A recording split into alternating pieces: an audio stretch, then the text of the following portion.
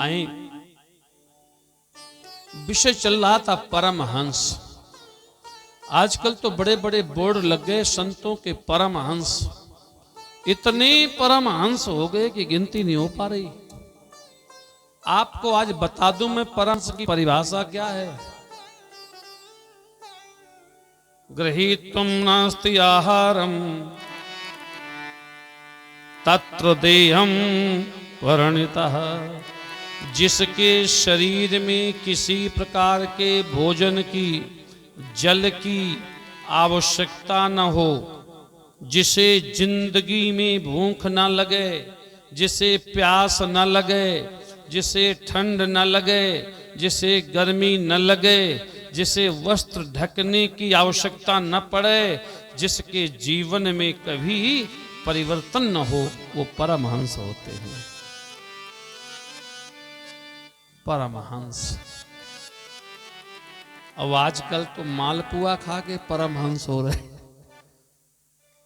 गांजा बीड़ी पी के परमहंस हो रहे, जल का स्पर्श नहीं करते परमहंस, अन्न का स्पर्श नहीं करते परमहंस, क्योंकि उनके शरीर में जठर अग्नि समाप्त हो जाती है, केवल वो इच्छा से अपने रहते हैं। इसलिए परमहंस, हाँ, उत्तराखंड के गुफाओं में इस राष्ट्र में 2-4 परमहंस पड़े हैं जिनके जीवन में ये क्रियाएं हैं। पर प्यारे, आज इस समाज में देखा जाता है तो हर 2-4 किलोमीटर में एक आध परमहंस डटे हैं। झूठा ही लेना, झूठा ही देना, झूठा ही भोजन, झूठ चबेना। युगराज सुखदेव के श्री चरणों में प्रार्थना किया पिता ने। देखिए परमहंस, जिसके चरणों में पिता प्रार्थना कर रहा है वो परमहंस। उल्टा है कि नहीं? पुत्र पिता के पैर छूता है। पर इस दुनिया में 2 ऐसे अवतार हैं जिनके पिता, जिनकी मां उन परमहंसों के पैर छुआ करती थी। वो हैं श्री सुखदेव जी और वो हैं भगवान परशुराम जी। 2 ही है केवल। ये मैं नहीं कहता, वेद कहता है। परमहंस की उपाधि प्राप्त है दोनों को। कैसे उपाधि है? माता पिता के ऋण से कोई मुक्त नहीं होता, पर ये दोनों मुक्त हैं। मातृ ऋण से मुक्त हैं और पितृ ऋण से मुक्त हैं। श्री सुखदेव जी पिता के रुदन सुनकर के पीछे मुड़े। सुखदेव जी कहते हैं, पिता क्या चाहते हो? तो सुखदेव जी से वेदव्यास कहते हैं, गृहस्थम धर्म सर्वोपरि तत्रात्मं सुखः। हे सुखदेव, गृहस्थ धर्म सर्वोपरि है और मैं चाहता हूं तुम यहां रहो, शादी विवाह करो, गृहस्थ धर्म का पालन करो, उससे मुझे सुख की प्राप्ति होगी। सुखदेव जी हंसने लगे, पिताजी आप क्या कह रहे हैं? गृहस्थ धर्म मैं स्वीकार करूं, इससे तुम्हें सुख प्राप्त होगा? बोले हां। बोले कदापि नहीं। सांसारिक झंझटों से, सांसारिक बंधनों से मुक्त होने आया हूं और दुनिया को मुक्त करना चाहता हूं। मैं संसार के बंधनों को तोड़कर जन्म मृत्यु के बंधन से मुक्त होकर रहूंगा। श्री सुखदेव जी कहते हैं पिता से अपने। पिता वेदव्यास कहते नहीं, सुखदेव पिता की बात मानना चाहिए। और हमारे शास्त्र भी कहते हैं, माता पिता गुरु के बाणी। माता पिता गुरु के बानी। माता पिता गुरु की, माता पिता गुरु के वाणी, बिनहि विचारी करो शुभ जानी, बिनहि विचारे करहु शुभ जानी, बिनहि विचारी करहु शुभ जानी। माता पिता गुरु की वाणी, बिनहि विचारी करहु शुभ जानी। माता पिता और गुरु तीनों की बात पर ज्यादा विचार करने की आवश्यकता नहीं है। शुभम करोति कल्याणम, वो तो जो बोला उसमें कल्याण है, परंतु वेद कहते हैं मातृ देवो भव, पितृ देवो भव, गुरु देवो भव। तीनों देव हैं और तीनों की बात माने। पहले तो ये बात माने कि पीछे वाले पूरे उठ जाएं। खड़े हो जाओ, पीछे वाले उठ जाओ, तो कहीं इधर बैठो, आके ये जगह पड़ी है, चलिए इधर।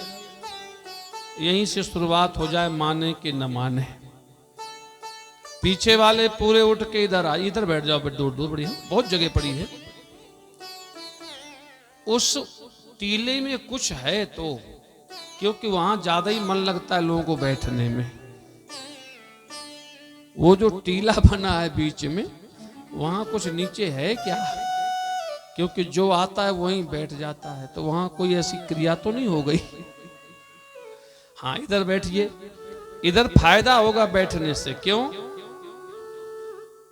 ज्यादा दूर रहने से तुम्हारा मन इधर उधर लगेगा, और पास में रहोगे तो जबरदस्ती इधर ही लगेगा, न चाहते हुए भी इधर लगेगा। ओम बोलो यज्ञ नारायण भगवान की जय हो। देवी भागवत अंतर्गत यत्र आख्यानम सुखदेव जन्म, सुखदेव जी का जन्म होता है। धीरे धीरे सुखदेव जी बड़े हुए। पिताजी की जिद है, गृहस्थ धर्मे सुयत सर्व परायण, तुम गृहस्थ धर्म स्वीकार करो और धर्म परायण बनो। सुखदेव कहते हैं पिताजी कभी नहीं हो सकता। बोले क्यों? बोले नहीं, मुझे तो विरक्त धर्म स्वीकार है। बहुत समझाया,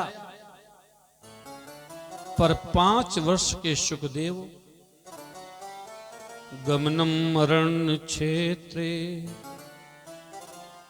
जंगल चले गए। 5 साल का बेटा साधना करने लगा। साधना की उम्र नहीं होती। अब आजकल लोग कहते हैं महाराज, हमने कहा भैया बेटा तुम्हारा मंदिर जाता है। अरे महाराज बेटा अभी छोटा है। हमने कहा बेटा बेटी मंदिर जाते हैं तुम्हारे? अरे महाराज अभी छोटा है। कितना छोटा है? 15 साल का। हाँ तो छोटा है। जब 20 साल की उम्र हो जाए, पीने लगे, मतारी बाप को गाली देने लगे, तब तो बड़ा होगा। अभी तो छोटा ही है। बड़ा तो तभी होगा जब पूरे मोहल्ले में उसका आतंक फैल जाएगा। अभी तो छोटा ही है। प्यारे कि बाल्यावस्था अवधूत वेश धारे, 5 साल के सुखदेव तपस्या करने चले गए। वेद व्यास चिल्ला रहे हैं, बेटा रुको, पुत्र रुको। सुखदेव जी कहते नहीं महाराज, ये मेरा कर्म नहीं है, मैं अपना कर्म करूंगा। और श्री सुखदेव जी तपस्या करने लगे, और तपस्या इतनी गंभीर, साक्षात भगवती नारायणी प्रकट हो गई। भगवती अम्बा ने कहा वरदान मांगो सुखदेव। सुखदेव जी के नेत्रों से प्रेम के आंसू बहने लगे। मां कुछ नहीं चाहिए, आपकी कृपा बनी रहे। सुखदेव को ब्रह्म ज्ञान प्राप्त हुआ। ज्ञान तीन प्रकार का होता है।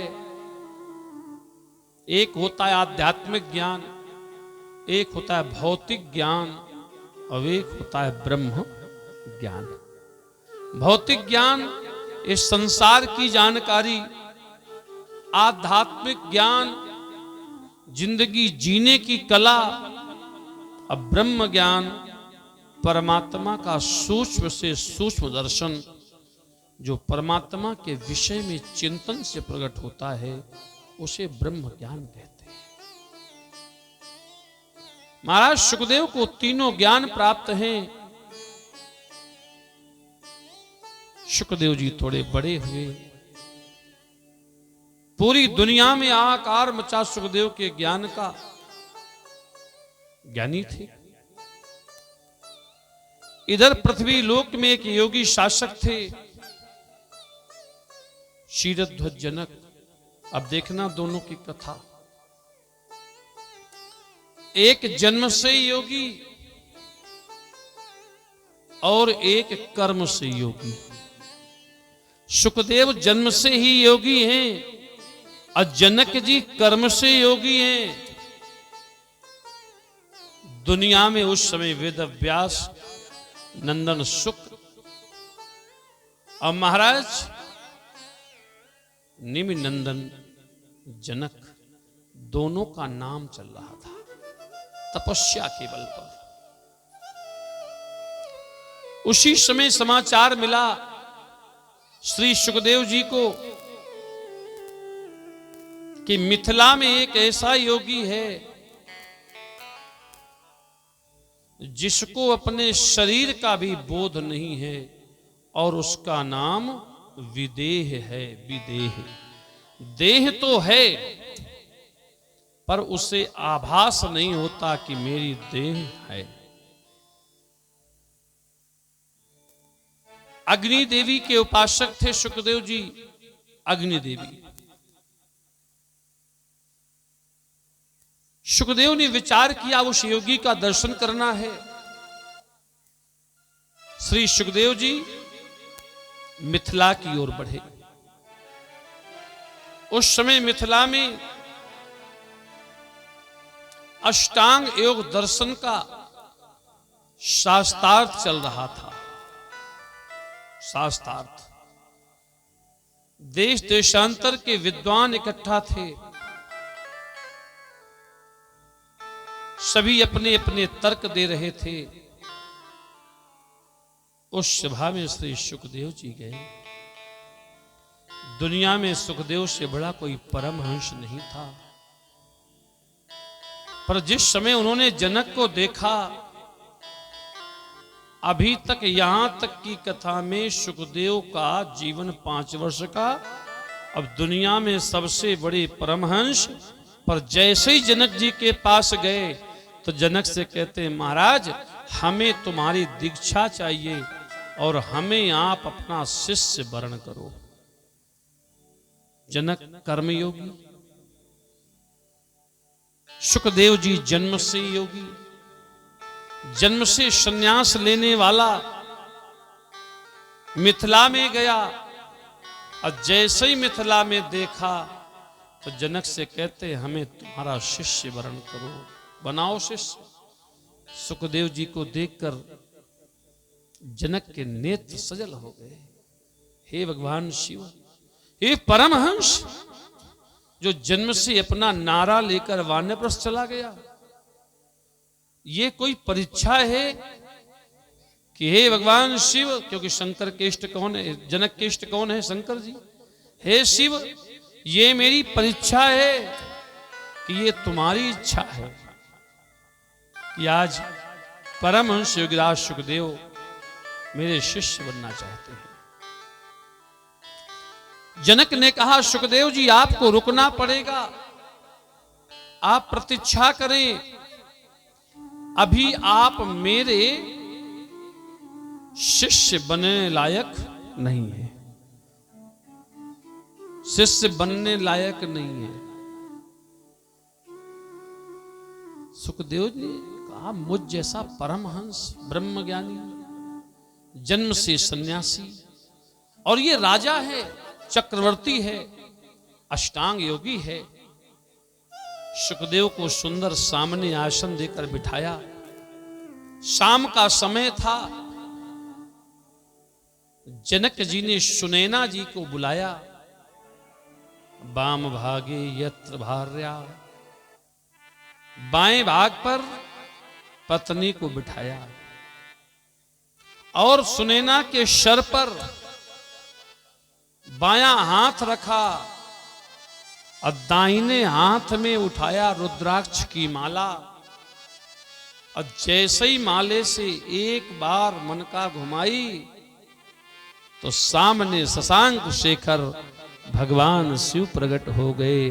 जटाटवीगलज्ज्वलं प्रवाहि पात तस्थले गले अलम्बिताम्बुजंग तुंगे मालिका टमटमटमन्निमन्निनादिवटिमर्वयं चकार चंड तांडवं तनोतु नासिवासि जटाकटाक्ष संभ्रमण्यलिम्ब नील निर्झरी विलोल बीच वल्लरी विराजमान मूर्ति भगत ज्वलम ललाट पटिपावि किशोर चंद्र शेखरे रति प्रतीक्षणं किशोर चंद्र शेखरे रति प्रतीक्षणं। भगवान शंकर प्रकट हो गए। सुखदेव ने कहा, वाम भागे यत भार्या, मैं जन्म से परमहंस हूं, सन्यासी हूं, और ये योगी तो है, अष्टांग योगी है, आठों योग सिद्ध है। शिव का प्राकट्य हुआ। सुखदेव जी चरणों में गिरे, बोले महाराज वर्ण करो मुझे अपना शिष्य। जनक ने कहा, अभी तुम शिष्य बनने लायक नहीं हो।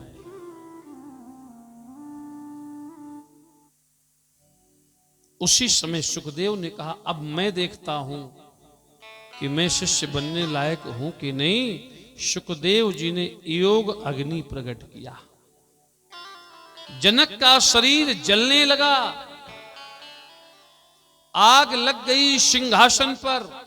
सुनैना कहते हैं, महाराज सावधान, आपकी देह जल रही है।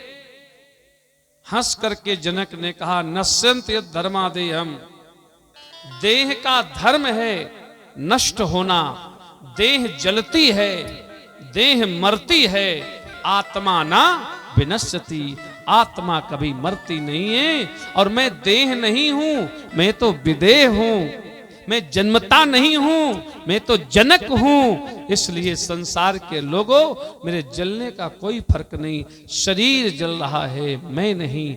और जनक जी उस समय मांडुको उपनिषद का भाष्य करने लगे, सांख्य शास्त्र बोलने लगे। सुखदेव जी परीक्षा ले रहे थे। पूरा शरीर धू धू करके जल रहा है। राजा जनक मुस्कुरा रहे हैं। सुनैना कहती हैं, महाराज आप जल रहे हैं।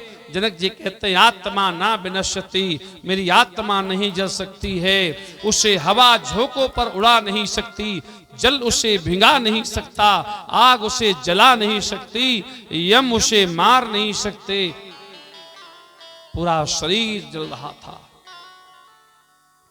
हाथ जोड़कर सुखदेव जी खड़े हो गए, योग अग्नि को समाप्त किया, चरणों पर गिरे। राजा जनक से कहते हैं, विदेहम यत भूतले, इस संसार में तुम विदेह कहलाओगे। आज से संसार में एक विदेह पैदा हो गया। जिसको अपनी देह का भान न हो वही विदेह है। सुखदेव जी को दीक्षा दे दिया, शिष्य बनाया जनक ने। जनक जी के शिष्य हैं सुखदेव, परमहंस, योगी, ज्ञानी। जिस समय दीक्षा दिया उसी समय राज समाज सज गया। देश देशांतर के संत आए बैठे। दुनिया में दो ही राजा हैं जिनकी समाज में देवता भी आते थे तो मनुष्य बन के आना पड़ता था, जिनकी समाज में राक्षस भी आते थे तो मनुष्य बनकर के आना पड़ता था। वहां नियम था कि यहां जो आएगा वो मनुष्य की देह में आएगा। ये मैं नहीं कहता, मैं अपनी तरफ से कुछ नहीं बोलूंगा। देव दनुज धरी मनोज शरीरा, देव दनुज धरी मनोज शरीरा, देव दनुज धरी मनोज शरीरा, देव दनुज धरी मनोज शरीरा, विपुल बारिया रणधीरा, विपुल बारे आए रणधीरा, विपुल बारे आए रणधीरा। देव दनुज धरी मनुज शरीरा, ये दो राज्य कौन कौन हैं? और ये दोनों राज्य नहीं थे, ये दोनों पुर थे, पुर। और जहां पुर होता है ना, पुर, तो वहां स्त्री पुरुष भाई बहन बेटा बेटी पति पत्नी ये कोई नहीं होते, गुरु शिष्य वहां कोई नहीं होता। वहां केवल दो ही लोग होते हैं, पुर नर नारी सुभग सुचि संता, धर्मशील ज्ञानी गुणवंता। एक है मिथिलापुर और दूसरा है अवधपुर। ये पुर है, और जहां पुर हो तो वहां कौन रहता है? बोले पुर नर नारी, वहां के नर और नारियां कौन है? सुभग सुच संता, ज्ञानी धर्मात्मा महात्मा। उस पुर के रहने वाले पुर नर नारी सुभग सुच संता, धर्मशील ज्ञानी गुणवंता। इसलिए उपाधियां हैं। उस समाज में सभी बैठे, उसी समय एक विचित्र संत आ गए। 8 जगह से वदन टेढ़ा है। बोलो अष्टावक्र महाराज की जय हो। जनक की सभा में अष्टावक्र जी आए, सुखदेव जी तो शिष्य बन गए। अब जनक को अहंकार आ गया कि दुनिया का सबसे बड़ा ज्ञानी मेरा शिष्य होना चाहिए। अहंकार आजकल पैसे वाले शिष्य बनाने के बाद गुरुओं को अहंकार आ जाता है, मेरे शिष्य फलाने दिखाने ये वो। ये भ्रम है आपका। अहंकार ऐसी चीज का हो जो समाज में तुलनात्मक हो। इसमें से कितने लोगों ने हमारा आश्रम देखा? जरा हाथ ऊपर करो। सभी ने देख लिया, ठीक है, नीचे कर लो। चतुर्मास होता है, 2 महीने वहीं सबका भोजन भजन होना है, वहीं रहा करना, घरों में ताले डाल देना। कथा भागवत रामायण गीता ये परमात्मा का प्रसाद है, ये कोई व्यापार नहीं है। अष्टावक्र जी महाराज आए और जैसे ही अष्टावक्र जी महाराज जी को देखा, कुछ लोग आए, बोले महाराज की जय हो। जनक जी कहा क्या हुआ? बोले महाराज इस समाज में एक संत आया है जो 8 जगह से टेढ़ा है। शतानंद जी महाराज गए, देखा, उन्होंने आके घोषणा किया 8 जगह से टेढ़ा है वदन। जनक जी ने कहा उसे लाकर समाज के किसी एक किनारे पर बिठा दो, भोजन करा दो, उसे व्यवस्थित आसन दे दो। और यहां संत बैठे थे सनकादि, ध्यान देना, सप्तऋषि, ब्रह्मा के मानस पुत्र नारद, संतों का चल रहा था सत्संग। संतों का सत्संग चल रहा था, समाज में कह दिया उसे बिठा दो। अष्टावक्र जी जोर से हंसे, बोले मैंने सुना था जनक अष्टांग योगी है, ज्ञानी है, शुकदेव के गुरु हैं, यहां तो शरीर और चमड़ी देख करके सम्मान होता है। शुकदेव जैसे ज्ञानी के गुरु जनक। अष्टावक्र जी ने ललकारते हुए कहा, जनक शास्त्रार्थ करो। ब्रह्मसूत्र अष्टावक्र जी ने दिया जनक जी को। क्या कहा? यत्र देहे किम कारणम। बस ये ब्रह्मसूत्र का पहला शब्द है। ये देह किस कारण से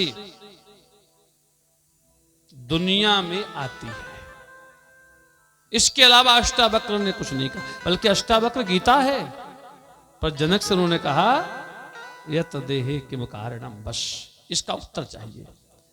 जनक उत्तर नहीं दे पाए, शुकदेव जी उत्तर नहीं दे पाए।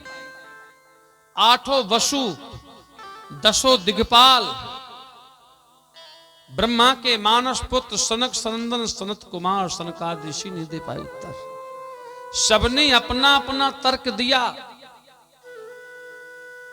कोई ने कहा इसलिए आती है देह, इसलिए आती है यज्ञ के लिए, पुण्य के लिए, जप के लिए, तप के लिए, पूजा के लिए, पाठ के लिए, हवन के लिए, यज्ञ के लिए, दान के लिए, धर्म के लिए। सबकी सुनते सुनते अष्टावक्र ने कहा जिस लिए आती है वो बताओ।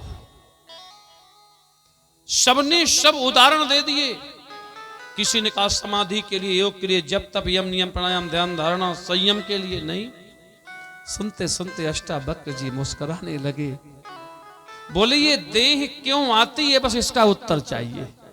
पृथ्वी में किसी से पूछो, कह देंगे महाराज समाज की सेवा के लिए, भक्ति के लिए, पूजा के लिए, यज्ञ के लिए, मंदिर बनवाने। नहीं प्यारे, आती क्यों है?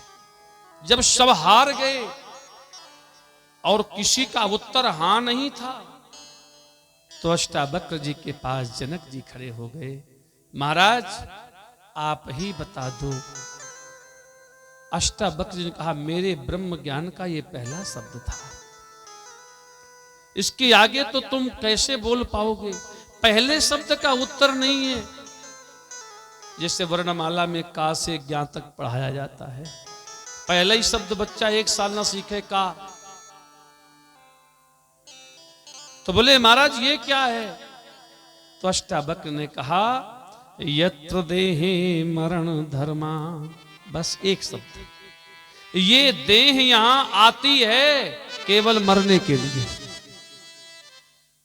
ये देह आती है मरने के लिए। बोलो सत्य है कि नहीं? अब आप 500 उत्तर दे दो हमें, सब गलत है। क्यों? पूजा के लिए हो सकता है तुम पूजा ना कर पाओ, यज्ञ के लिए हो सकता है जीवन भर यज्ञ न कर पाओ, भजन के लिए हो सकता है प्रवृत्ति बदल जाए। हर चीज परिवर्तनशील है, पर अगर पैदा हुए हो तो मरना तो पड़ेगा। तो अष्टावक्र जी कहते हैं यत्र देहे मरण धर्मा। केवल इस देह का एक सत्य है कि इस देह को आने के बाद एक दिन मरना पड़ेगा। जनक जी साष्टांग चरणों में गिर पड़े। बोले अष्टावक्र जी महाराज मैं तुम्हें अपना गुरु बनाना चाहता हूं। अष्टावक्र जी ने कहा अभी मैं तुम्हें शिष्य नहीं बनाना चाहता। अष्टावक्र जी महाराज 8 जगह से टेढ़ा, इसलिए स्वरूप की सुंदरता नहीं देखना चाहिए। अब आजकल स्वरूप के सुंदरता में लोग पागल हो गए। अष्टावक्र जी कहते हैं मैं तुम्हें जनक शिष्य नहीं बनाऊंगा। जानते हो जनक जी शिष्य कब बन पाए अष्टावक्र के? वाल्मीकि रामायण के अनुसार 60,000 वर्ष बाद, रामचरितमानस के अनुसार 1,000 वर्ष बाद, देवी भागवत के अनुसार 5,000 वर्ष बाद, जब जनक जी ने भूगर्भ से, पृथ्वी के गर्भ से कन्या का प्राकट्य किया, तब अष्टावक्र ने उन शिष्य के रूप में वर्ण किया कि तुम्हारा योग सिद्ध है। और जिसका योग सिद्ध होता है वो कहीं से भी किसी वस्तु को प्राप्त कर सकता है। इसलिए ये जीवन जो है, जिस काम से हम आए थे वो काम नहीं कर रहे, भूल गए हैं, और जिस काम को नहीं आए उसको दिन रात उसी में लगे हैं। देवी भागवत महापुराण का ये पावन चैत्र प्रथम स्कंद का दूसरा स्कंद प्रारंभ होता है। तीसरे स्कंद तक की कथाएं हम सुनाएंगे। कितना सुंदर चैत्र। सुखदेव जी महाराज जनक की परीक्षा लेने गए। जनक जी विदेह है, देह जलती गई, विदेह बोलता गया मैं नहीं जल सकता। अष्टावक्र जी समाज में गए, एक प्रश्न का उत्तर न सुखदेव दे पाए न जनक दे पाए। क्यों? आप ज्ञानी हो सकते हैं, धनवान हो सकते हैं, बलवान हो सकते हैं, पर ब्रह्म ज्ञानी बनने के लिए कई जन्मों की साधना लग जाती है, कई जन्मों की साधना। और अष्टावक्र जी महाराज कई जन्मों से भगवान की उपासना कर रहे थे। भगवान को पाना इतना आसान नहीं है। सुखदेव जैसा शिष्य मिल गया। आज का समय, सुखदेव दुनिया के सबसे बड़े परमहंस हैं। आज का समय होता तो पूरी दुनिया में विज्ञापन हो जाता सुखदेव के गुरु जनक। प्रतियोगिता चल रही है, अरे वो हमारे शिष्य हैं, ये हमारे शिष्य हैं। आजकल तो यही चल रहा है सिस्टम। नेता वेता को नेता शिष्य बन गए, अरे वो हमारे शिष्य। बंबई के कोई नाचने गाने वाले फंस गए चक्कर में, बोले वो हमारे शिष्य हैं, उनसे मुक्ति मिलेगी। अच्छा ये बताओ, कितने अच्छा शिष्य मिल जाए तो क्या शिष्य से तुम्हारी मुक्ति है क्या? बताओ। मुक्ति तो गुरुदेव से है।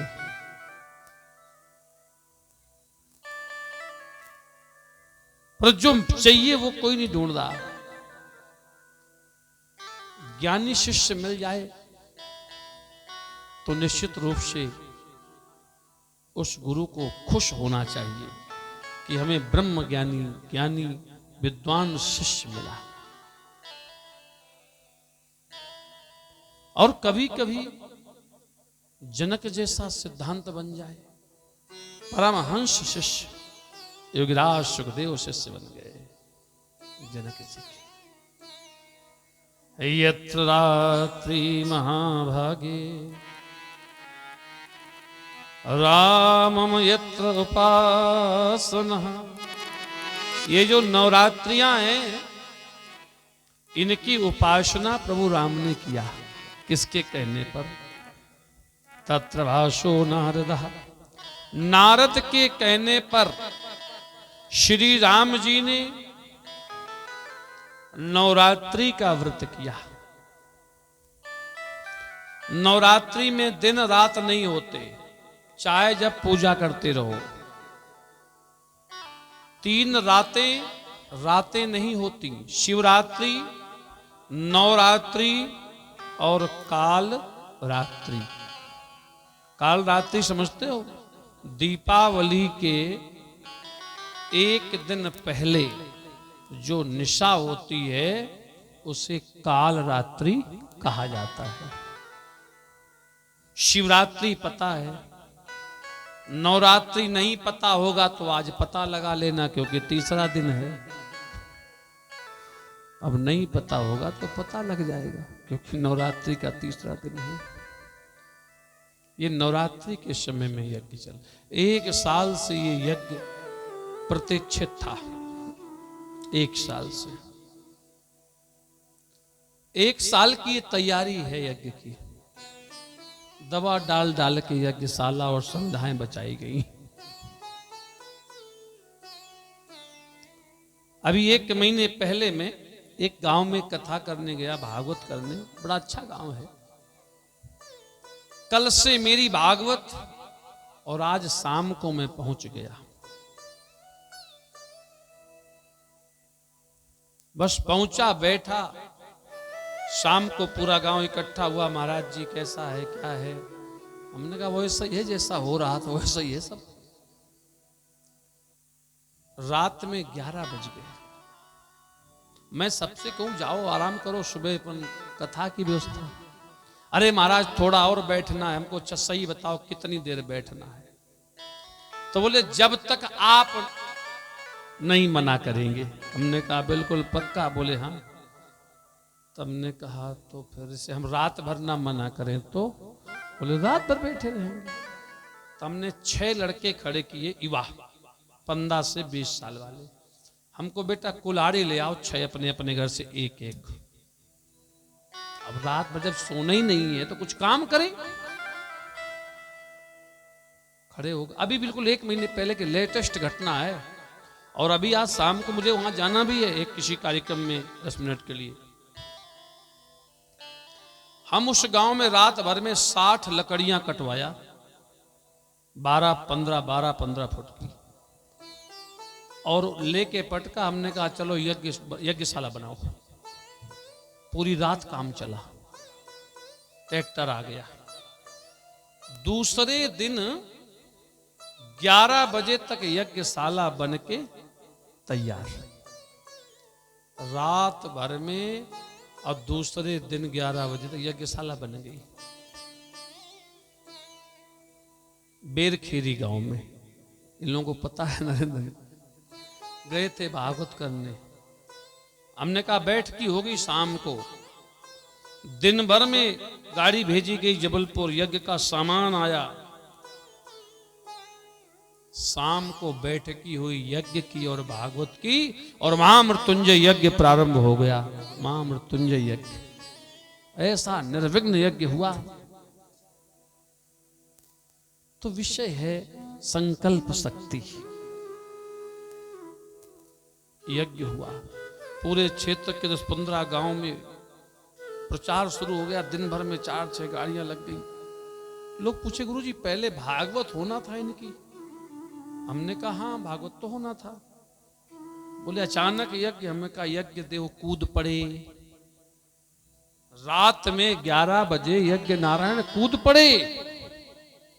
तो हम लोगों ने पकड़ लिया, जकड़ लिया और शुरू कर दिया। तो ये है क्या?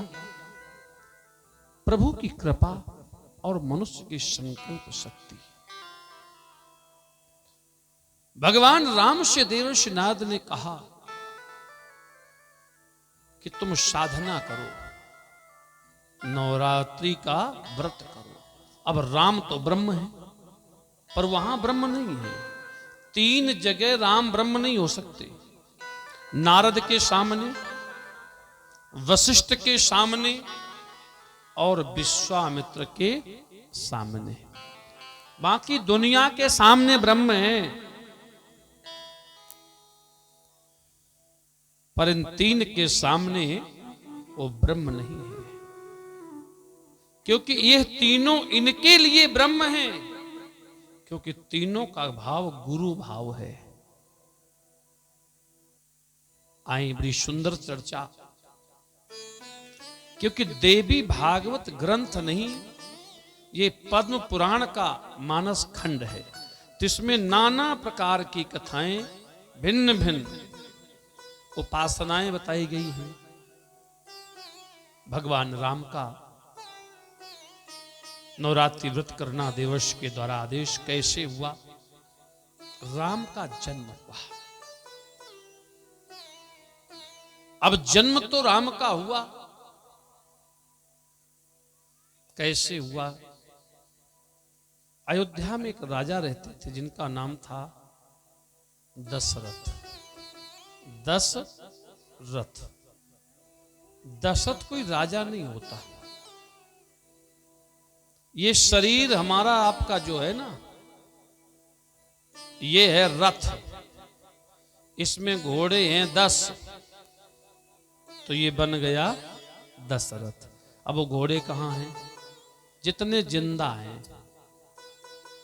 5 कर्मेंद्री, देवी भागवत महापुराण का 3 अध्याय, यत जन्मम राम तत्रो देवी उपासिता। राम का जब जन्म होता है तो दशरथ के यहां होता है।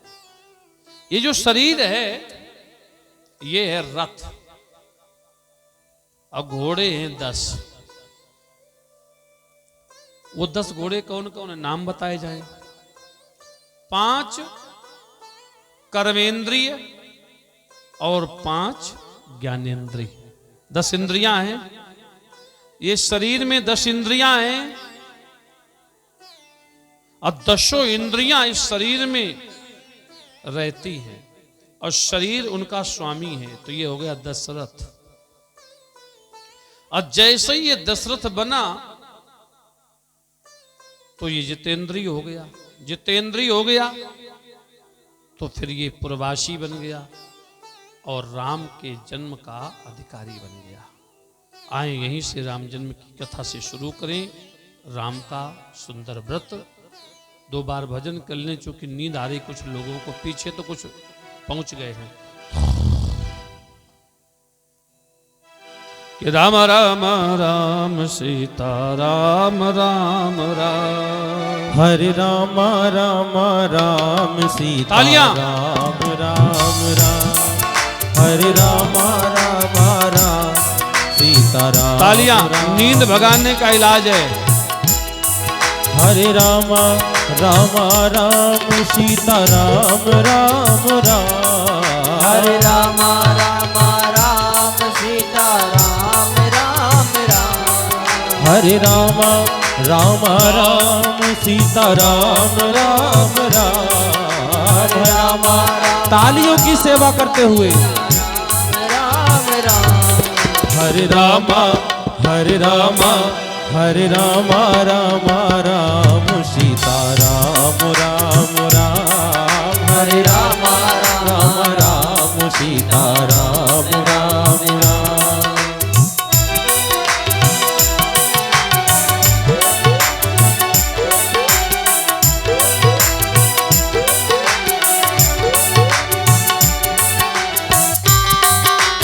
जय हो।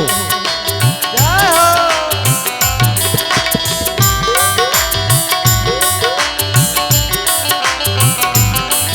हरे राम राम राम सीता राम राम राम, हरे राम राम राम सीता राम राम राम, हरे राम राम राम सीता राम राम राम, हरे राम राम राम सीता राम राम राम, हरे राम हरे राम हरे राम राम राम सीता राम राम राम, हरे राम राम राम सीता राम राम राम, सीता राम राम राम सीता राम राम राम। बोलो यज्ञ नारायण भगवान की जय हो, जगदम्बे माई की जय हो। आधे लोग हाथ नहीं उठा रहे। तुम्हारे हाथ उठाने पे लॉकडाउन लगा है क्या? कम से कम हाथ तो उठाओ अच्छे से। कथा कीर्तन जब हो तो उस समय शरीर के अंदर अपने असर होना चाहिए। एक बार चक्रवर्ती सम्राट महाराज दशरथ देवासुर संग्राम से वापस आ रहे थे। रास्ते पर पड़ता है इंद्रलोक। इंद्र के यहां जैसे ही पहुंचे तो इंद्र खड़ा हो गया आसन पर।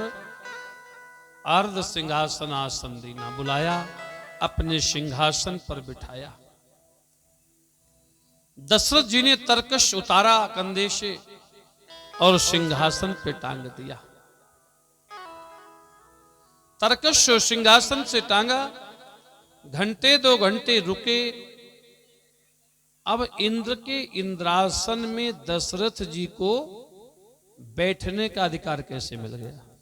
जैसे तुम जाओ दमोह कलेक्टर के यहां तो तुम वहां सब कुछ पा सकते हो, पर कलेक्टर की कुर्सी में नहीं बैठ सकते हो। बोलो होता है कि नहीं होता ऐसा? बताओ, तुम भोपाल जाओ, तुम्हारे बहुत अच्छे प्रेमी हैं मुख्यमंत्री जी, पर उनकी कुर्सी में तुम नहीं बैठोगे। बैठोगे क्या? हाँ, उनकी कुर्सी में वही बैठ सकता है जो उनके बराबर हो। जैसे दूसरे राज्य का मुख्यमंत्री आ जाए तो वो बैठ सकता है, दूसरे जिले का कलेक्टर आ जाए तो वो बैठ सकता है। बोलो है कि नहीं? क्योंकि डिग्री दोनों के पास है। तो दशरथ जी के पास ऐसा क्या था? यहां तक तो सुना है आपने कि इंद्रासन में गए तो इंद्र ने बिठाया अपने आसन पर, अर्ध सिंहासन आसन दीना। यहां तक तो पढ़ा है, पर यह नहीं पढ़ा होगा क्यों बिठाया। दशरथ जी के पिता के पिता के पिता के पिता, 6वीं पीढ़ी पहले एक राजा हुए जिनका नाम था महाराजा रघु। उन्होंने किया 100 अश्वमेघ यज्ञ, और यज्ञों का नियम है कि जो 100 अश्वमेघ यज्ञ करता है वो अंत में मरने के बाद देवराज इंद्र बनता है। तो महाराज रघु के पास ब्रह्मा आए, विष्णु आए, शंकर आए, महाराज इंद्रासन संभालो।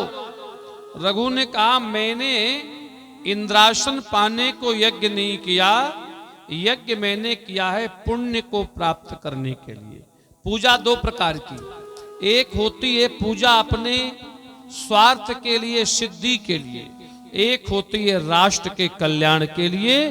तो बोले मुझे इंद्रासन नहीं चाहिए, मैंने तो केवल इसलिए यज्ञ किया था कि पूरी दुनिया को सुख और शांति प्राप्त हो। ब्रह्मा विष्णु महेश तीनों ने वरदान दिया, जाओ रघु, तुम्हारे घर का, तुम्हारे वंश का, तुम्हारे राज्य का जो भी राजा इंद्रलोक जाएगा तो आधे सिंहासन पर उसका अधिकार रहेगा और इंद्र उसे अपने सिंहासन पर साथ में बिठाएगा। तो आगे करगहि सुरपति लीनी और अर्ध सिंहासन आसन दीनी, आधे सिंहासन पे बिठाया। ये है उसका कारण रघु। जैसे रघु जी के कारण मिला सिंहासन, तरकस टांग दिया। जैसे ही तरकस को उतार कर टांगा, 2-4 घड़ी के बाद वहां से उठे, अयोध्या आ गए, तरकस भूल गए। अब जब तरकस भूल गए तो पृथ्वी में आए तो उस समय सुमंत जी महाराज मिले। ये कौन थे? दशरथ जी के मंत्री। पहले मंत्री जो होते थे वो राजा और राज्य के प्रति वफादार होते थे, और अब जो होते हैं वो बेईमान होते हैं, वो अपने परिवार और घर के और उद्योगों के प्रति वफादार होते हैं। उनका कुछ न बिगड़े, दुनिया मर जाए सो मर जाए, बस उनका कुछ न बिगड़े।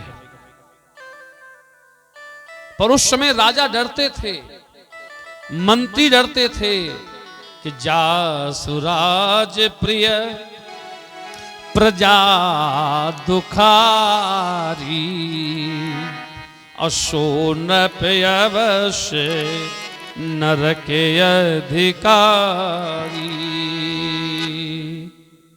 जासुराज प्रिय प्रजा दुखारी, जिस राजा की प्रजा दुखी होगी राजा नरक जाएगा।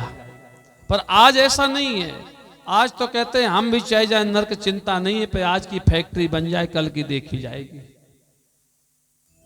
जिस समय ये बात दशरथ जी के तरकश को देखा, तरकश नहीं है, सुमंत दौड़े, रोने लगे, महाराज आपका तरकश कहां छूटा? आप देवासुर से आए हैं ना, क्या असुरों ने तरकश छीन लिया? नहीं नहीं, मेरा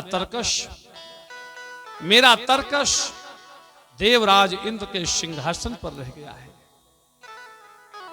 सुमंत जी ने कहा आज्ञा हो तो मैं उठा लाऊं। सुमंत जी महाराज गए, जैसे पहुंचे इंद्रासन धुला जा रहा था। देवताओं के गुरु बृहस्पति पूजन करवा रहे थे। गुरु सबके होते हैं, देवताओं के भी और दैत्यों के भी। देवताओं के गुरु बृहस्पति, दैत्यों के गुरु शुक्राचार्य।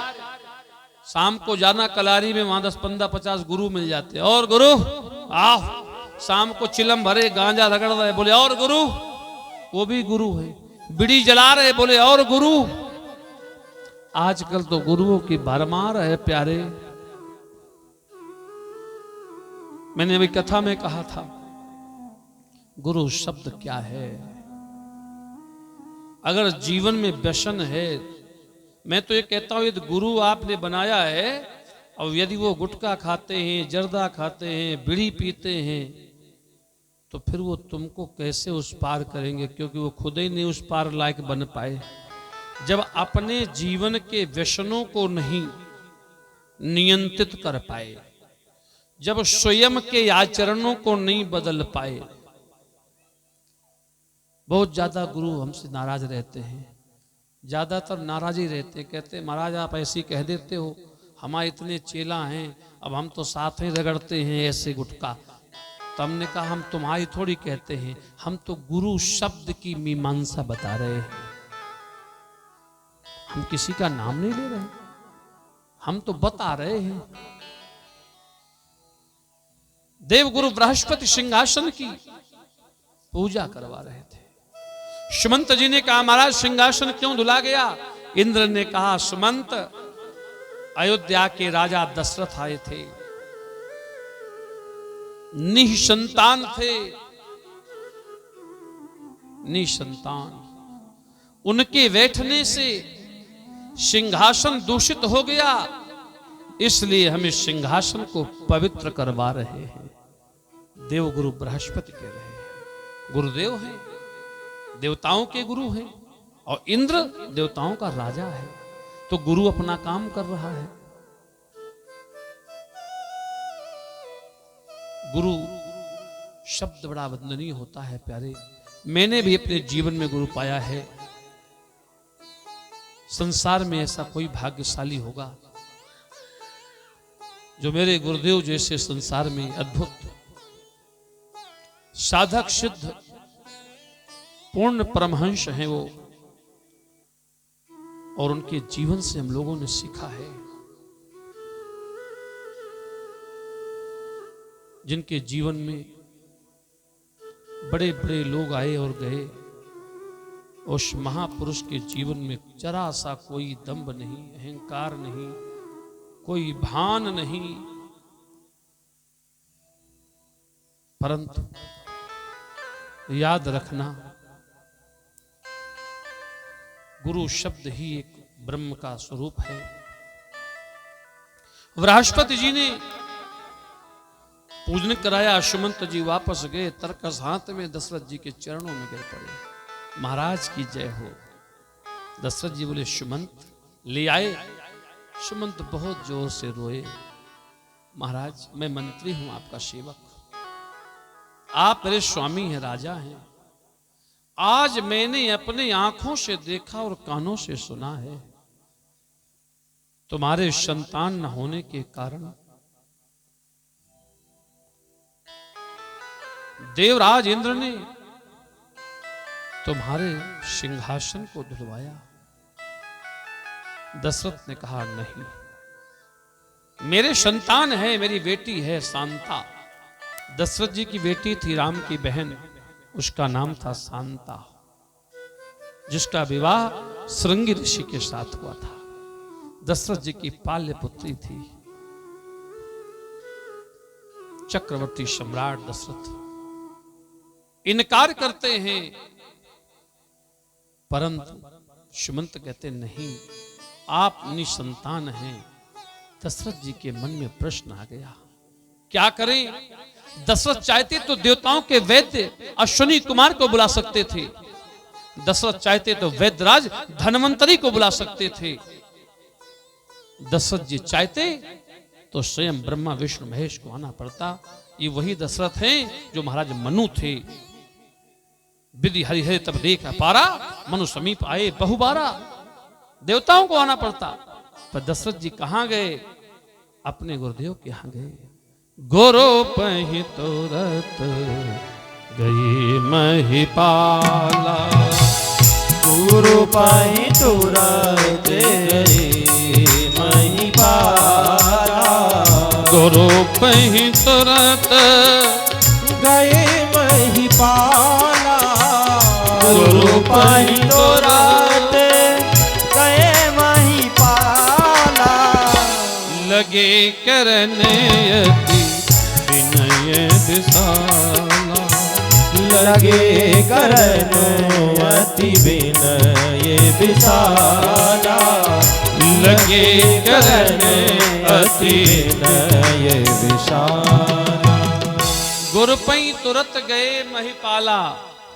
वैद्यराज सुषेण को नहीं बुलाया, धनवंतरी को नहीं बुलाया, अश्विनी कुमारों को नहीं बुलाया। 3 वैद्य हैं, अश्विनी कुमारों को नहीं बुलाया। गुरु के पास गए, हाथ जोड़ के बैठे। जीवन में कभी कष्ट आवे, यहां वहां मत भटको प्यारे। मंदिर में, मस्जिद में, चर्च में, गुरुद्वारे में, मजारों में क्यों मत्था पटक रहे हो? जब कभी जीवन में कष्ट आवे तो सबसे पहले अपने गुरुदेव के पास जाना चाहिए। गुरु से बड़ा तुम्हारा कोई शुभ चिंतक नहीं हो सकता। बोलो, हो सकता है? नहीं हो सकता। गुरु से बड़ा कोई शुभ चिंतक नहीं हो सकता। आपने जिसकी दीक्षा ली है, विपत्ति के समय सबसे पहले उसके पास जाओ। और अगर आप नहीं गए तो आप गलत हैं, आपको धोखा होगा। आपको जाना चाहिए, क्योंकि आप सही जगह पर अपने आप को नहीं पहुंचा पा रहे। चक्रवर्ती सम्राट गए, गुरु पही तुरत गए महिपाला। लगे करन अति विनय विशाला। फिर क्या हुआ? बोले, निज सुख दुख, अपना सुख भी बताना चाहिए और कोई दुख हो तो दुख भी बताना चाहिए। गुरु इसीलिए होता है, गुरु इसीलिए होता है, केवल इसलिए नहीं कि हम तुम्हारे घर पहुंचे, तुमने चरण धुला, आरती किया, पूजा किया, अच्छे साल उड़ाया, नरियल दिया, भोजन कराया, मालपुआ, और चलते समय रुपया और दिया। क्या इतने के लिए गुरु होता है? नहीं। गुरु का आशय अलग होता है प्यारे। और जब गुरु का आशय अलग है, दशरथ जी पालन कर रहे, गए, समझाया। दशरथ जी कहते, महाराज मेरे जीवन में सब सुख है, संतान नहीं है। चक्रवर्ती सम्राट दशरथ को विश्वामित्र, वशिष्ठ जैसे गुरु प्राप्त थे, क्योंकि विश्वामित्र भी उसी कोटि में थे। वशिष्ठ ने कहा, जाओ महाराज, हम तुम्हारे संतान यत्न की क्रिया कर रहे हैं। और वशिष्ठ जी दशरथ जी को महल में भेज दिया। और त्रिपुर सुंदरी भगवती जो संतान देती है, दूसरा भाव है, 3 देवियों को संतान देने के लिए वेद कहते हैं त्रिपुर सुंदरी कामाख्या। त्रिपुर सुंदरी देवी, क्योंकि 3 प्रमाण हैं देवी भागवत में, इनकी उपासना से संतानें हुई हैं। तो यहां त्रिपुर सुंदरी कहा गया है। त्रिपुर शक्ति को आह्वान किया, श्रृंगी ऋषि को बुलाकर पुत्रेष्ठ यज्ञ कराया। देवी स्वयं प्रकट हो गई, अग्नि में प्रविष्ट हुई और हाथ में चरु लेकर मां अंबा सामने खड़ी हो गई। दशरथ जी को बुलाया गया, महाराज यज्ञ किया किसने? वशिष्ठ और श्रृंगी ने। देवी यज्ञ था, उसी को पुत्रेष्ठ यज्ञ कहते हैं। चरु बना कर दिया गया। दशरथ जी ने तीनों रानियों को वो प्रसाद दिया। तीनों रानियां गर्भवती हुई। प्रभु राम का जन्म हुआ और जैसे जन्म हुआ धराधाम पर, पूरे संसार में पता चला राम का जन्म हुआ। तो राम आए किस लिए थे? सुख देने के लिए। कुछ चीजें ऐसी हैं जो वो अपना काम करती हैं, वहां ना जाति है, ना धर्म है, ना पंथ है। आसमान से पानी गिरता है। जैसे राम जी का जन्म हो गया, पूछा गया क्यों पैदा हुए? सब अपने अपने तर्क देंगे।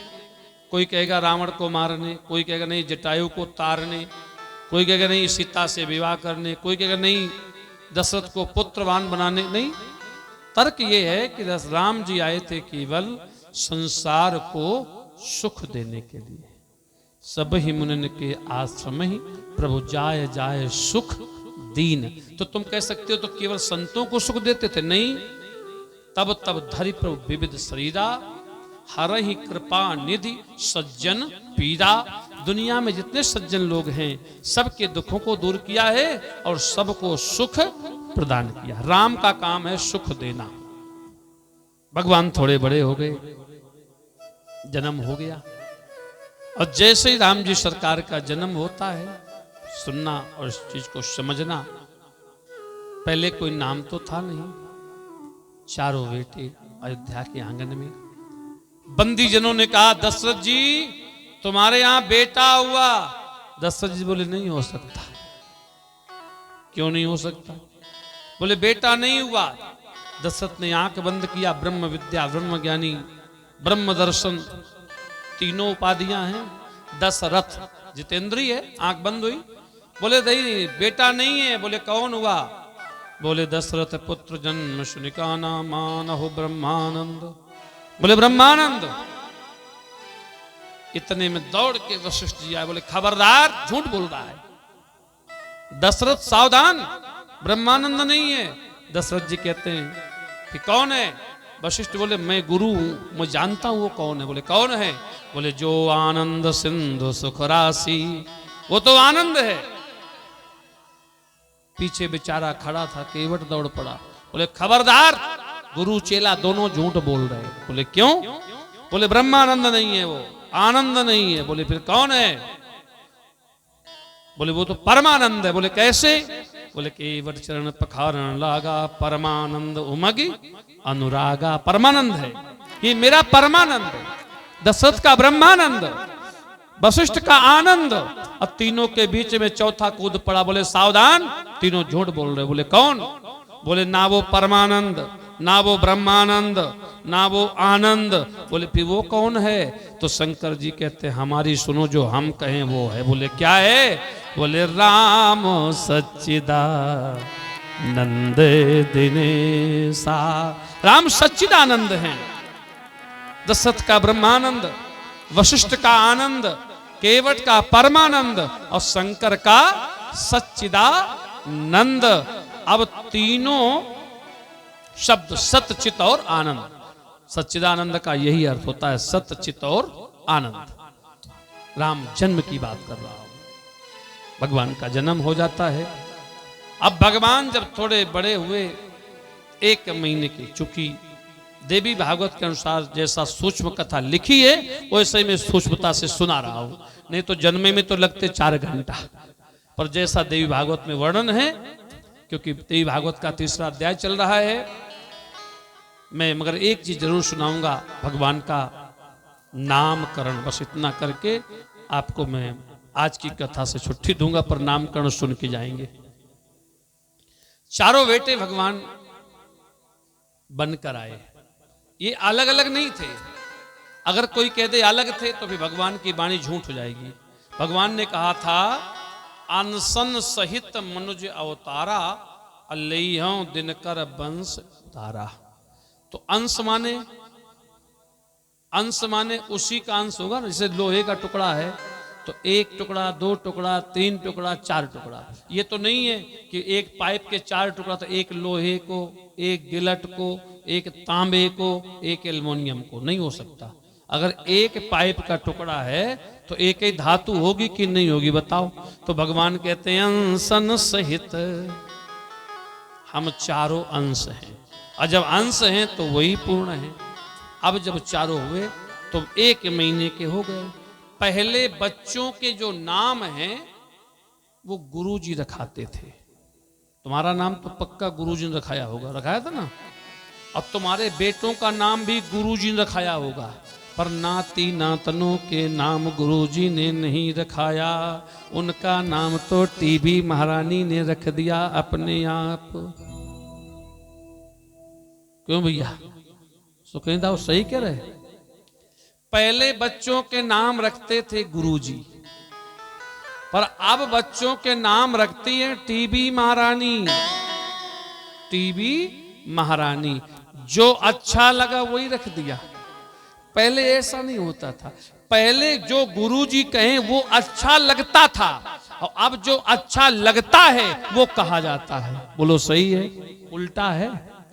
पहले जो गुरु कहते थे वो नाम अच्छा हो जाता था, अब जो अच्छा लगने लगे वो गुरु से कहाया जाता है कि महाराज जी ये नाम अच्छा लग रहा है रख दो। बोलो होता है कि नहीं? विपरीत है। चारों बेटे सुंदर सोने के पालने पर लिटाए गए। वशिष्ठ जी आए, नामकरण करो सर जानी, नप बुलाए पठयो मुनि ज्ञानी। जैसे ही वशिष्ठ ने देखा, बोले 3 के नाम तो हमारे पंचांग में हैं, पर एक का नाम नहीं मिल रहा। 3 के तो नाम हैं, चाहे जो रख देगा।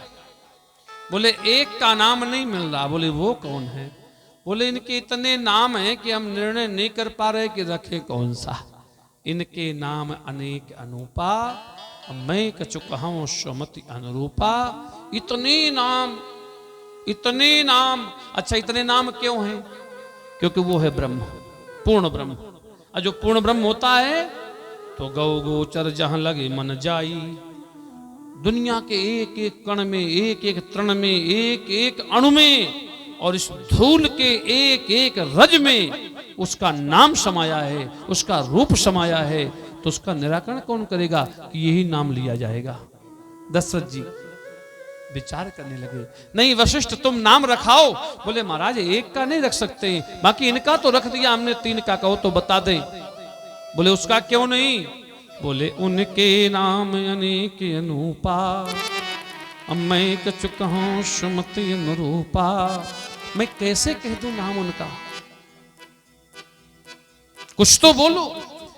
वशिष्ठ ने कहा महाराज 10-20 नाम हम लेंगे, और जो अच्छा लगे सो हाँ कह देना। भाई आप कपड़ा लेने गए, दुकानदार ने कहा कौन सा चाहिए? बोले कोई अच्छा सा। बोले एक काम करो 10 निकाल दिया है, इनमें से तुम छांट लो। यही होता है। तो वशिष्ठ जी ने कहा हम 10-20 नाम बता रहे इस बड़े वाले के, पहले वाले के, जो अच्छा लगे तुम बता देना। बोले जो आनंद, क्या आनंद सिंह रघुवंशी रखना है नाम? बोले नहीं नहीं महाराज ब्रह्मानंद मिल गया था, आनंद नहीं चाहिए। भाई सोने का हार पहनने वाला फिर पीतल की अंगूठी नहीं पहनेगा। जब ब्रह्मानंद मिल गया है तो अब आनंद क्या करना है? तुम्हारे घर में शक्कर की बोरी रखी है, शक्कर की बोरी, तो गन्ने के रस का तुम चाय बनाओगे क्या? शक्कर ही डालोगे। तो जब ब्रह्मानंद मिला है तो अब आनंद सिंह का क्या काम है? वशिष्ठ कहते हैं जो आनंद असिंधु सुख राशि। बोले सुख नहीं चाहिए। बोले क्यों? बोले परम सुख मिल गया है। अच्छा परम सुख में अंतर है कि नहीं? परम सुख और सुख में अंतर है कि नहीं? जरे भैया परम सुख में इतना अंतर है जितना कार में और हवाई जहाज में अंतर है। सुख, अगर आपको सुख मिला है तो तैयार रहना एक दिन दुख भोगने के लिए कि दुख उसका भाई है, एक दिन जरूर आएगा तुम्हारे पास, क्योंकि उसका बड़ा भैया पहले आ गया सुख, और सुख का भाई है दुख। दोनों आते हैं कि नहीं आते? बोलो। कहीं सुख है कहीं दुख है, ये जीवन धूप छाया है, दोनों मिलेंगे। परंतु याद रखना अगर परम सुख मिल जाए तो दुख के झंझट समाप्त। अब परम सुख कब मिलता है? सुख तो मिलेगा साधना से, उपासना से, पूजा से, पाठ से,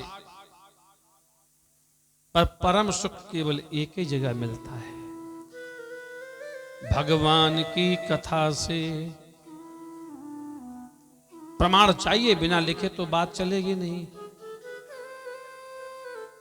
राम कथा मुनिवर जे बखानी, तो सुनो महेश परम सुख मानी। परम सुख मिला। परम सुख जिसे मिल जाए तो दुख नहीं मिलता कभी। इसलिए शंकर को कभी दुख प्राप्त नहीं होता।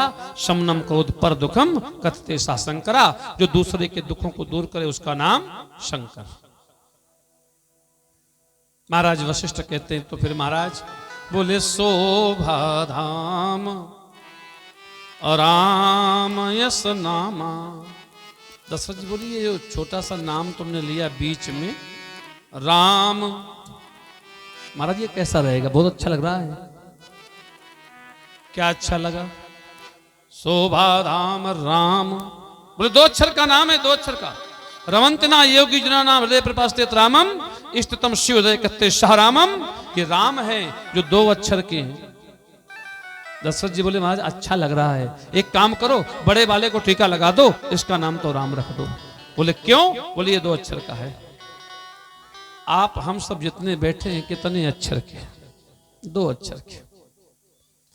आप हम सब जरा एक अपना हाथ है ना, हाथ 2 अक्षर है ना, जरा ऊपर ले जाएं। कहां रख दिया हमने? शिखा 2 अक्षर। शिखा माने चोटी, शिखा 2 अक्षर। शिखा कहां? सर में 2 अक्षर। सर कहां? बाल के ऊपर 2 अक्षर। बाल कहां? आंख के ऊपर 2 अक्षर। आंख कहां? नाक के समीप, नाक में 2 अक्षर। मुंह में 2 अक्षर। गले में 2 अक्षर। भुजाओं में 2 अक्षर। उर उर माने हृदय, उर में 2 अक्षर। पेट में 2 अक्षर। जंघा 2 अक्षर। पैर 2 अक्षर। नख 2 अक्षर। पैर के नाखून से लेकर शिखा तक ये शरीर की संरचना 2 अक्षर। जन्म 2 अक्षर, मृत्यु 2 अक्षर, आना 2 अक्षर, जाना 2 अक्षर, प्यारे सुख 2 अक्षर, दुख 2 अक्षर। इस संसार में 2 के अलावा तीसरा कुछ है ही नहीं। 2 अक्षर से संसार चल रहा है। रमंत न योगी जना नाम हृदय प्रपास्ते यत रामम। यही है प्रभु राम का नाम। ये 2 अक्षर का नाम था। यही द्वैत भक्ति है। वशिष्ठ ने कहा रख दूं? बोले लगाओ तिलक। राम कह दिया।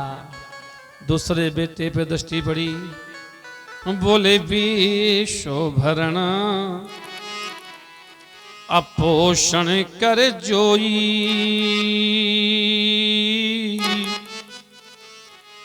ताकर नाम भरत जैसे होई। दुनिया के पालन पोषण करने वाले भरत जी महाराज। तीसरे नंबर में जन्म हुआ था लक्ष्मण जी का, पर वशिष्ठ जी ने नाम के समय गड़बड़ कर दिया। तीसरे जगह पे नाम रख दिया शत्रुघ्न जी का। जाके सुमिरन तेरी पुनासा नाम शत्रुघ्न वेद प्रकाशा। जो 3 नंबर में पैदा हुआ उसको धक्का दे के 4 नंबर में भेज दिया। मैंने पूछा वशिष्ठ जी ऐसा क्यों किया? बोले हम त्रिकालदर्शी हैं, हमें पता है आगे क्या होगा। भाई संत होते हैं 2 प्रकार के। एक होते हैं त्रिकालदर्शी। त्रिकालदर्शी मतलब जो भूत भविष्य वर्तमान को जानते हैं।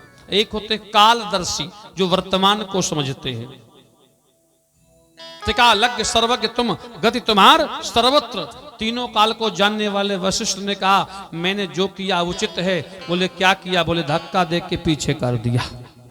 क्यों किया? भाई जन्म तो हुआ है राम, भरत, लक्ष्मण और शत्रुघ्न, पर जब नाम लिखे गए तो शोभा धाम राम, विश्व भरण पोषण कर जोई भरत, जाके सुमन तेरी पुनासा शत्रुघ्न, और आखिरी में लक्षण धाम की राम प्रिय, राम प्रिय। भाई क्यों नहीं कहा? भरत जी भाई है राम के, शत्रुघ्न जी भाई है राम के। तुम्हारे घर में बंदी होगी पोथी बही, बही में भाइयों के नाम ऊपर होते हैं। अब मान लो खुदा न खास्ता कोई घटना हो जाए, कोई भाई की मृत्यु हो जाए, तो भतीजे का नाम होगा पर नीचे होगा। बोलो होता है कि नहीं होता? तो यहां पर यही घटना हो गई थी। ये 3 हैं भाई, और लक्ष्मण जी का राम से रिश्ता है 2 प्रकार का। एक तो लक्ष्मण जी के राम पिता हैं और एक भाई है। ये मैंने कहा त्रिकालदर्शी संत का उपदेश रामचरित मानस में लिखा है। लक्ष्मण जी को लक्ष्मण की मां ने दान किया था, और ये वशिष्ठ जानते थे कि आगे चलकर सुमित्रा जी लक्ष्मण का दान कर देंगी। किसको दिया था कि तात तुम्हार मात वैदेही पिता राम शब भांति सनेही। तो अब भाइयों के बीच में भतीजा कहां से घुस जाएगा। तो त्रिकालज्ञ सर्वज्ञ तुम गति तुम्हार सर्वत्र, इसलिए वशिष्ठ जी कहते हैं लक्षण धाम। भाई नहीं कहा गया, लक्षण धाम के राम प्रिय। दूसरा अर्थ ये है सकल जगत आधार। आधार जो होता है वो नीचे होता है। जैसे ये बिल्डिंग बनी है तो इसका आधार कहाँ है, नींव पिलर है ना। अब हम नीचे आधार न बना के ऊपर बना दें। ये पंडाल लगा है, इसका आधार ये पाइप है जो नीचे है। तो पूरी दुनिया का बोझ राम के सर पर, नारायण है, राम का बोझ पृथ्वी पर। अब पृथ्वी का बोझ शेषनाग की फणी पर, और शेषनाग फणी है लक्ष्मण जो सबसे नीचे रहते हैं। तो सकल जगत आधार। अब गुरु वशिष्ठ तेहि राख्यो लक्ष्मण नाम उदार। तीसरा ये भी एक कारण है, लक्ष्मण जी कहते मैं पुत्रवत हूं, इसलिए बराबर से नहीं रहना चाहता, मैं तीनों के नीचे रहना चाहता हूं। क्योंकि यहां प्रसंग आया है, लक्ष्मण जी को राम ने अपना बेटा कहा है। जिस समय मिथिला में शक्ति लगी थी तो राम जी ने कहा था निज जननी के एक कुमारा। अगर सुमित्रा पुत्र कहते तो सुमित्रा के 2 बेटे थे। सीता के लव का जन्म नहीं हुआ, कुश का निर्माण नहीं हुआ, सीता शोक वाटिका में है, संतान कोई है नहीं। पर राम जी कहते सीता के पुत्र लक्ष्मण सुनो, निज जननी के और एक कुमारा, तासु तात तुम प्राण अधारा, निज जननी के। इस प्रकार चारों का नामकरण हुआ। चक्रवर्ती सम्राट महाराज दशरथ जी ने माता अंबा भगवती का पूजन किया, वंदन किया। उनकी कृपा से सुकृत संतानें हुई। संतानें 3 प्रकार की होती हैं। अपने पथरिया में तो एक ही प्रकार की हैं, क्योंकि हमको जिंदगी भर यहाँ रहना है तो 3 प्रकार की नहीं बता सकते, पर होती 3 ही प्रकार की हैं। अरे शंकर बताओ, बता दें? तुम जिम्मेदारी लो तो बता दें। चलो ठीक है, हमारी जिम्मेदारी इनके ऊपर।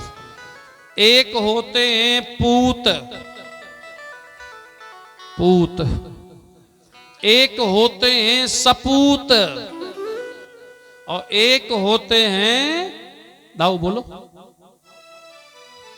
कपूत। भैया यार उम्र के हिसाब से कमजोर पड़ गए तो कहीं दाऊ बोले ही नहीं पा रहे। हरिशंकर ने तुरंत ही बोल दिया, मतलब पक्का है कि ये तो पक्के साथ देगा हमारा। अब दाऊ सोच रहे हैं कि उम्र ज्यादा है, क्या पता गड़बड़ हो जाए। पूत, सपूत और कपूत। अब तीनों का अंतर क्या है? जो अपने माता पिता के मान सम्मान पद प्रतिष्ठा को बचा के रखे, मिटने न दे। अगर बढ़ा ना पावे, अगर बढ़ा ना पावे तो मिटने न दे, उसे पूत कहते हैं। और जो माता पिता के मान सम्मान पद प्रतिष्ठा धन ऐश्वर्य को बढ़ावे, उसे सपूत कहते हैं। और जो समाज में माता पिता की इज्जत को मिटावे, सम्मान को मिटावे, धन को मिटावे और शराब पी के गलियों में उधम मचावे, वो कपूत होते हैं। ये 3 प्रकार की संतानें होती हैं, पूत, सपूत और कपूत। अब आपके यहां कौन है ये आप जाने, पर ये पक्का है कि संतानें 3 प्रकार की होती हैं। भाग्यवान वो लोग होते हैं जिनके घरों में, भाग्यशाली वो लोग होते हैं जिनको घरों में पूत होते हैं। सौभाग्यशाली वो लोग होते हैं जिनके घरों में सपूत होते हैं। और अभागे वो लोग होते हैं जिनके घरों में कपूत पैदा होते हैं। प्यारे, कपूत पैदा होते हैं। इसलिए तीनों संतानें होती हैं। और ये संतानें बनती कैसे हैं? पिता आत्मस्य जायते पुत्र, ये मां के ऊपर निर्भर है। मां चाहे तो बेटा भगवान बनेगा, मां चाहे तो बेटा इंसान बनेगा, अम्मा चाहे तो बेटा दुर्योधन जैसा शैतान बनेगा। अरे मेरे देश की माता बहनों, बस इसी के बाद आरती होगी कि मेरे देश की माता बहनों, अब तुम देख रही दुनिया सारी, हर घर को तुम स्वर्ग बना दो, हर आंगन को फुलवारी। हर घर को तुम स्वर्ग बना दो, हर आंगन को फुलवारी। हर घर को तुम स्वर्ग बना दो, हर आंगन को फुलवारी। मेरे देश की माता बहनों, मेरे देश की माता बहनों, मेरे देश की माता बहनों, देख रही दुनिया सारी। हर घर को तुम स्वर्ग बना दो, हर आंगन को फुलवारी। हर घर को तुम स्वर्ग बना दो, हर आंगन को फुलवारी। जय हो।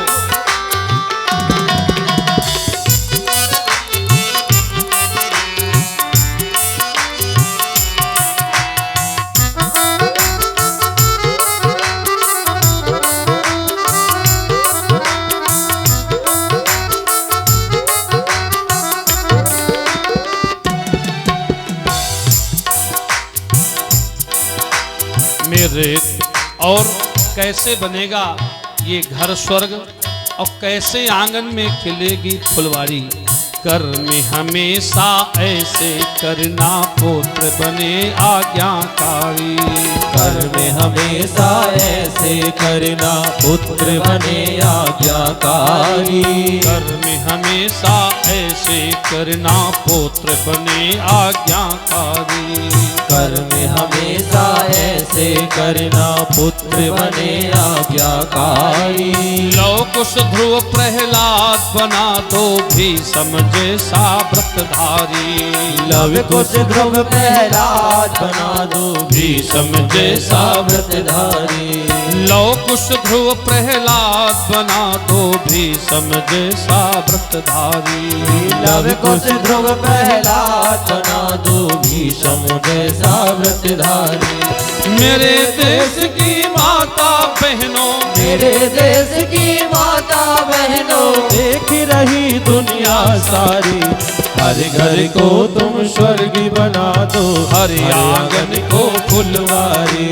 हर घर को तुम स्वर्ग बना दो, हर आंगन को, फुलवारी।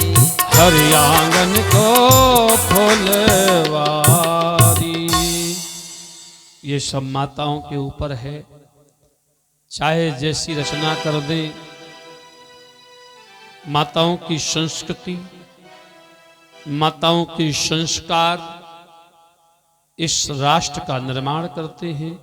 इसी के साथ सब लोग खड़े हों, भगवती अम्बा की आरती करें, शेष चर्चाएं कल, क्योंकि ये कार्यक्रम 9 दिन का है।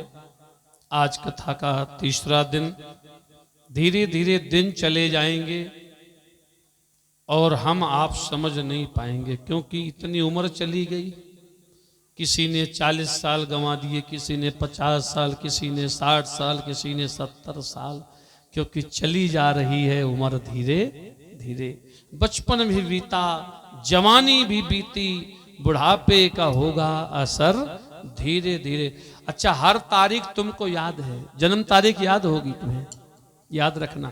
कोई घटना हुई हो, तारीख याद है, पर बुढ़ापे की तारीख किसी को याद नहीं होगी, क्योंकि वो तारीख आज तक किसी के सामने आई नहीं है। बुढ़ापे की तारीख याद नहीं रहेगी, याद रखना। ओम। आए भगवान का सुंदर आरती पूजन।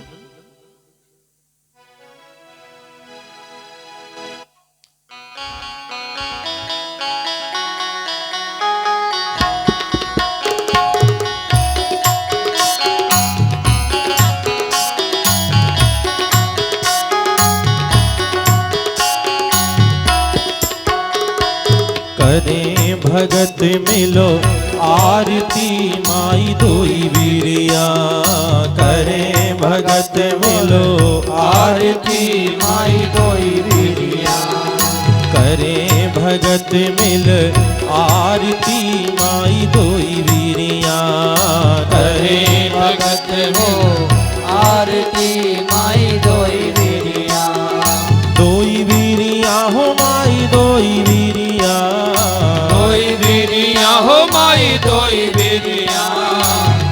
वीरिया हो माई दोई वीरिया हो माई दोई वीरिया करे भगत मिलो आरती माई दोई वीरिया करे भगत हो आरती माई दोई वीरिया करे भगत मिलो आरती माई दोई वीरिया करे भगत हो आरती माई दोई वीरिया।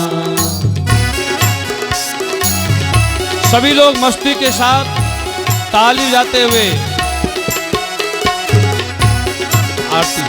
आरती ले लो कृष्णा आरती।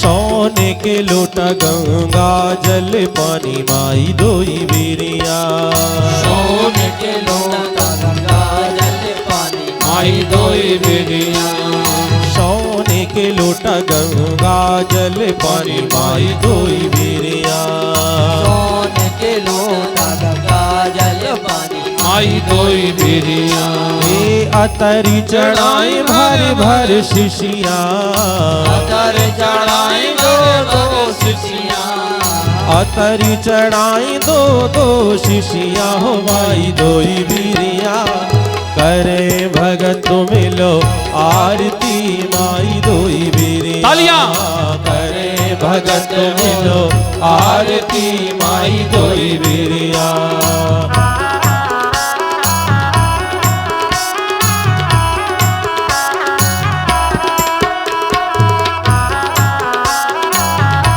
मस्ती के साथ झूमते हुए ऐसा एहसास हो कि हम भगवती की आरती कर रहे हैं।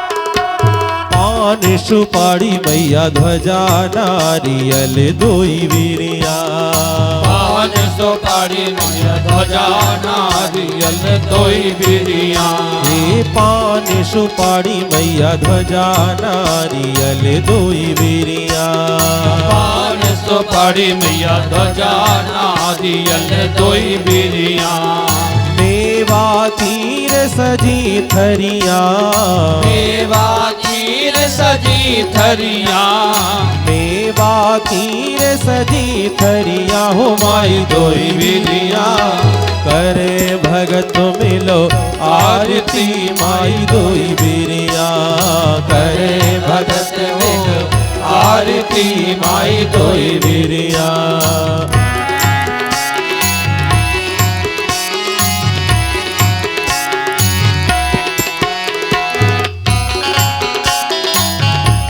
जय हो।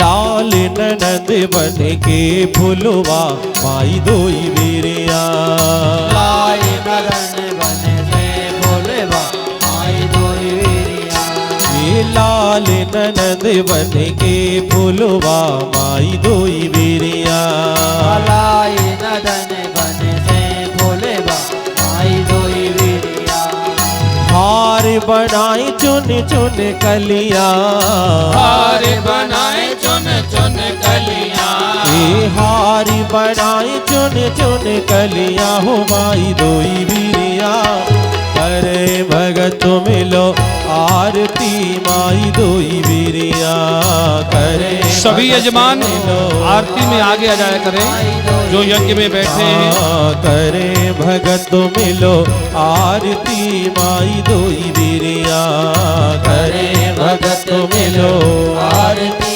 माई दोई वीरिया।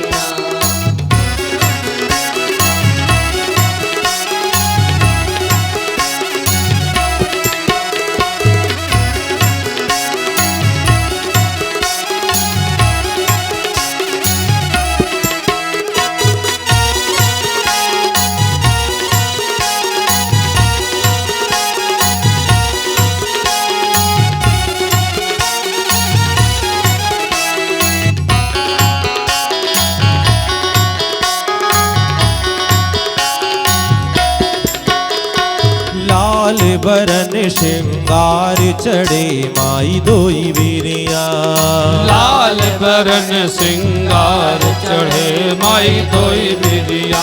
हे लाल बरन श्रृंगार चढ़े माई दोई वीरिया लाल बरन सिंगार चढ़े माई दोई वीरिया। हार कपूर चढ़े चूड़िया हार कपूर चढ़े चूड़िया हार कपूर चढ़े चूड़िया हो माई दोई वीरिया करे भगत मिलो आरती माई दोई वीरिया करे भगत मिलो आरती माई दोई वीरिया।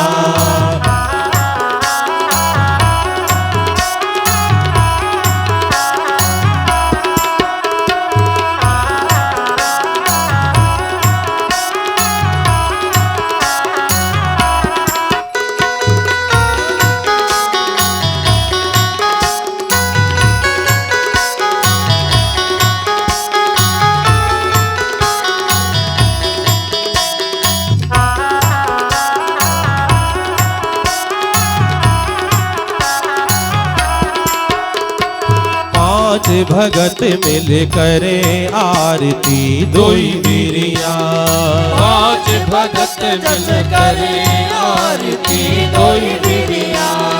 पांच भगत मिल करे आरती दोई वीरिया पांच भगत मिल करे आरती दोई वीरिया।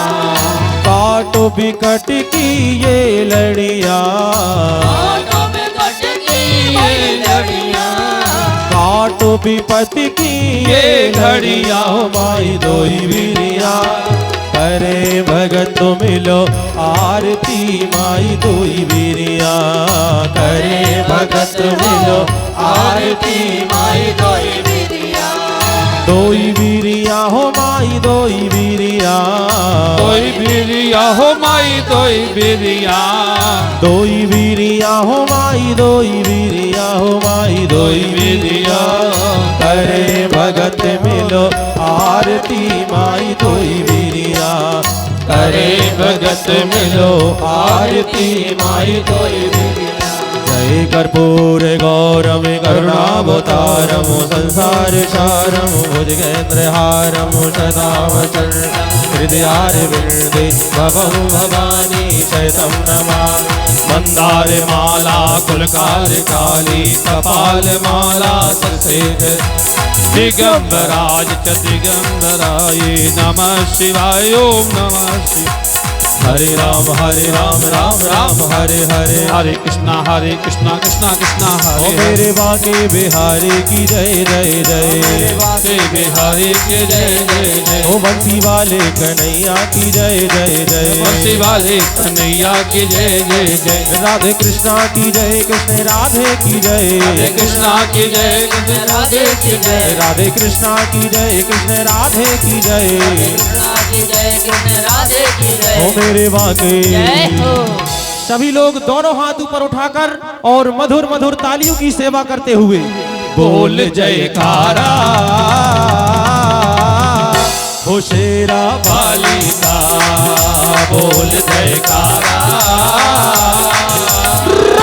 हो शेरा वाली का बोल बम बम बोल बम बम बोल बम बम बोल बम बम बोल बम बम बोल बम बम बोल बोल बम बम बोल बम बम बोल बम बम बोल बम बम बोल बम बम बोल बम बम बोल बोल जयकारा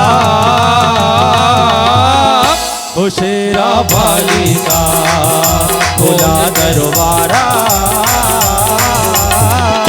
ओ शेरा वाली का ओ तेरे बिगड़े बनेंगे काम तेरे बिगड़े बनेंगे काम ओ तेरे बिगड़े बनेंगे काम निस दिन निस दिन आठो याम भज मन राम सिया निस दिन आठो याम भज मन राम सिया जय जय राधा रमण हरि बोल रे जय जय राधा रमण हरि बोल जय जय राधा रमण हरि बोल रे जय जय राधा रमण हरि बोल हरे रामा राम रामा हरे हरे हरे कृष्णा कृष्ण कृष्ण हरे हरे श्री कृष्ण गोविंद हरे मुरारी हे नाथ नारायण वासुदेव तुमेव माता च पिता तुमेव बंधु सखा तुमेव विद्या द्रविणं तुमेव शर्वं मम देवो देवा ओम यानि कानि च पापानि जन्मान्तरकृतानि च तानि सर्वाणि विनिश्यन्तो प्रदीक्षिणाया